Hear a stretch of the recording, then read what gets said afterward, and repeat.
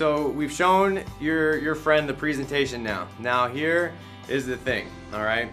We've gone through all of this work, so we've made the list, we've invited them, and now we've shown them. Now is where we make or break the whole thing, and that is just getting people started. And it's very, very simple. You don't need to be overwhelmed by this at all. As soon as the presentation's over, you just, the last thing you want to say is, what did you think? Don't ever ask people what they thought about it, because that just opens up Pandora's box to virtually anything that's on their mind.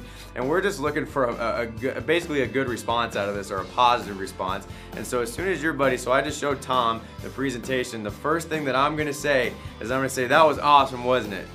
And I'm gonna smile, I'm gonna shake my head, and I'm just gonna let him tell me if that was awesome or what. And most people are gonna say, yeah, that was pretty cool.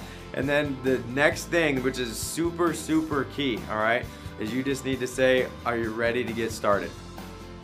And then just smile, nod your head, and just let them answer. See, the thing about this, when you're moving people to action, is a lot, some people, they get very nervous about it, because now it's time to ask their friend to jump on, and they hate having any kind of silence there, and it gets very uncomfortable. And so you just got to be okay with this. But if you could just master this one little thing after you show people, I mean, you're going to get a lot of people that sign up. I really think the majority of the people that say no to this, the reason why they say no or they don't join, is just because their friend never actually asked them to do it after it was over, and they just kind of left it up to chance, thinking that their friend was going to be like, yeah, go ahead and sign me up, let's do this thing right now. You've got to ask them, because right now, the presentations are so awesome where, if we need to get them to a 10 out of a 10 to get them to sign up, the presentation itself is going to get them to an 8 or a 9, and then the very last thing is you just asking them to do it. That's going to be what brings them from an 8 or a 9 to a 10,